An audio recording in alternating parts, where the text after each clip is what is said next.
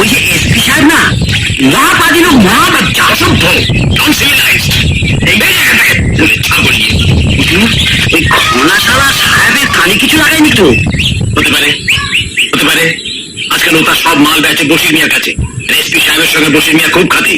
আর আজকাল ঘনাশালা আঙুল ফুলে তো কলা গাছ হয়েছে, ওর তো ফেরত পেয়েছেই। আর কদিনের মধ্যেই বসন্ত মাঝির মেয়ে। কত? হ্যাঁ,